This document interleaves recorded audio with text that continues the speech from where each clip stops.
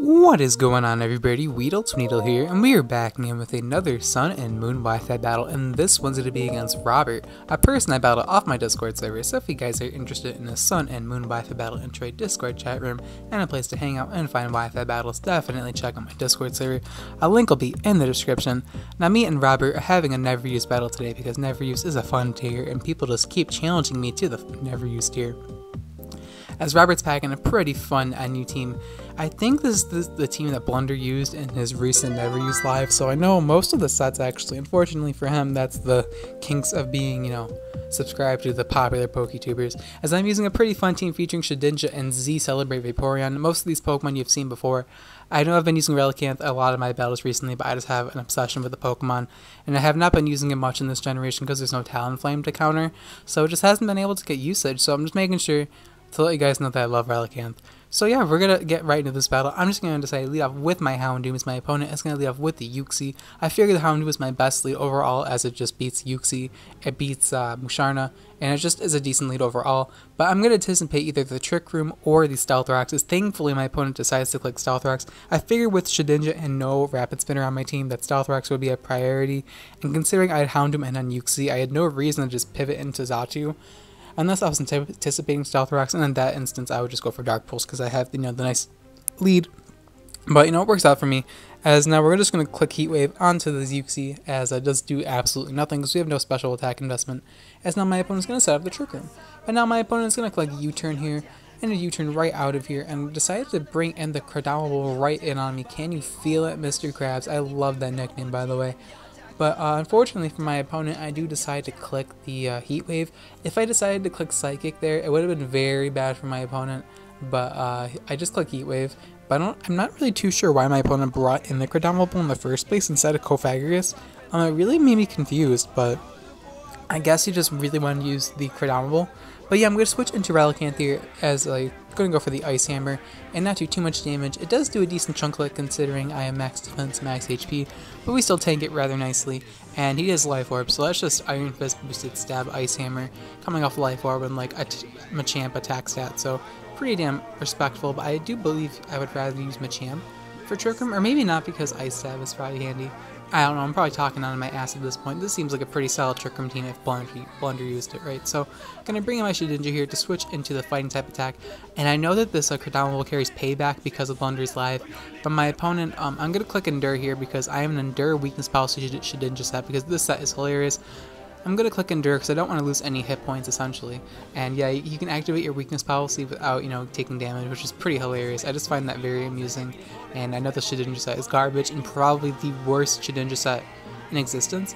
But hey, don't judge me. This set also has Sword Stance because there was actually a glitch in Generation 3 where you could teach Shedinja Sword Stance, and then Game Freak just allows it to be used on Wi-Fi because they know they fucked up, but they're like, well, I mean, it's in the game, so I guess we can't just be like, nope, we can't use it. It's just kind of in the game. So if you have access to it, it's kind of like Sword Stance Quillfish. I do believe that's also one of those Pokemon that you can't get access to anymore, but you can get them and use them if you have the right, connections. But anyway, I'm rambling. My opponent is going to bring in the Cofagrigus here and then bring in Audino. I think my opponent realized his mistake as I do carry Shadow Sneak. Maybe he was afraid of Shadow Claw. I think Cofagrigus could have taken a Shadow Claw, but I guess he didn't want to risk it. As now I'm just going to click the X scissor here to KO the Audino, but Audino lives with just a sliver of HP. I do carry Sword Stance on this side as well, but I just decided to click X scissor hoping we can knock out the Audino, but he's able to get the Trick Room up again. And just going to click Knock Off here. I was not anticipating that move at all. I just kind of slipped my mind, honestly, and he's able to knock out my Shedinja. I should have definitely kept that in mind, but I really had no way to contest that unless I switched out. And maybe I should have, but whatever. Mistakes happen. That was my first battle using Shedinja in like the longest time, so I mean, what can you really do? So now my opponent is going to bring in the Ganon here, the legit Shiny Emboar. Shiny Emboar is, guys, one of the coolest looking shinies of all time, in my opinion. I'm going to go for the Dark Pulse here, as Emboar just eats that up because it's likely a max hit point set because it is the Trick Room variant.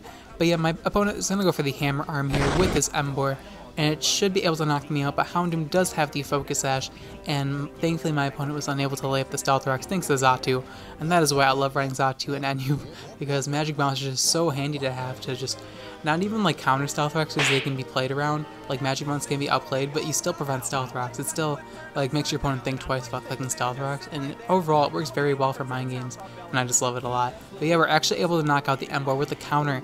My opponent was caught off guard really badly because considering he lost both Embor and the Cardamable, he's in a pretty bad position as Cofagrigus is his last Trick Room Sweeper.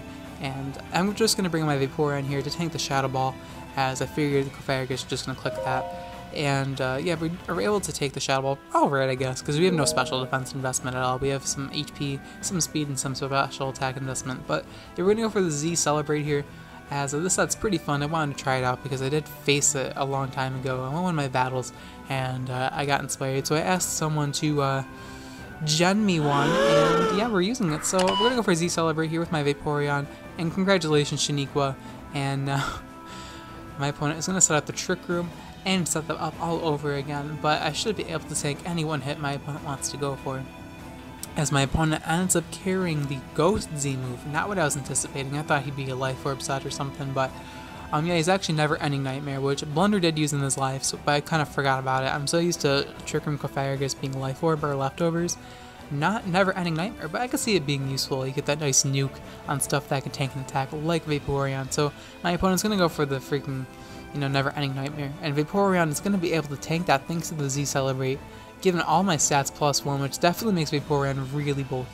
As now, Hydro Pump's going to easily knock out the Cofagrigus, so down that monster goes.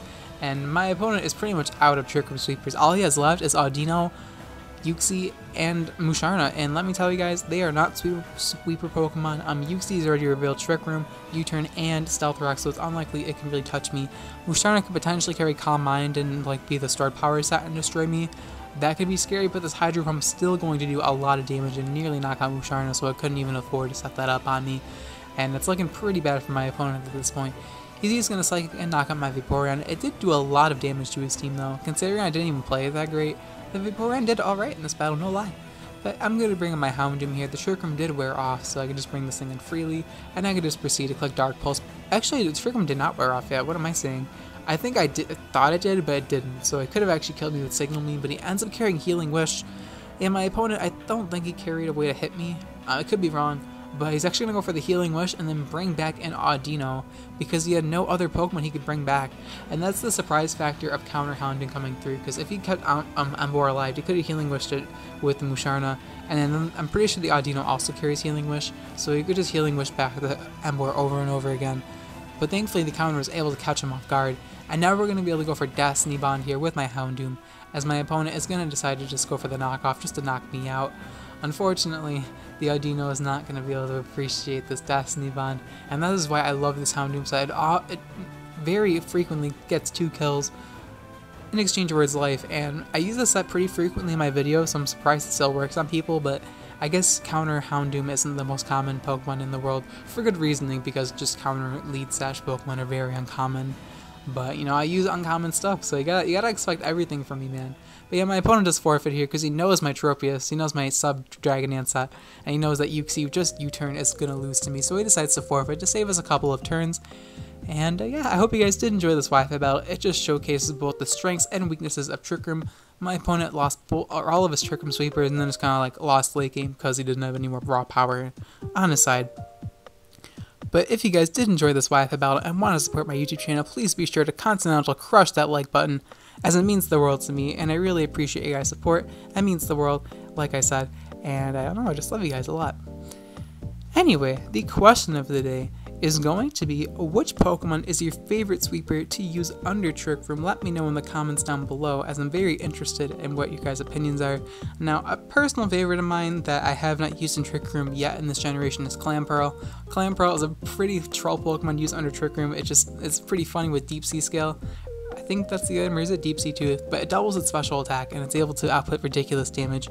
I also really love Octillery under Trick Room as well, and I just love Specs Water types under Trick Room.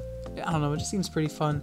I also really love Alolan Marowak because it gives you a nice electric immunity and just a nice bulky fire type that does a lot of damage, and I just really like that. It actually is an electric resistance if you want to use it as a Rockhead Flare Blitz set, but I'm rambling at this point. Thank you guys so much for watching till the end. I'll check you guys in my next video. Alright, Peace.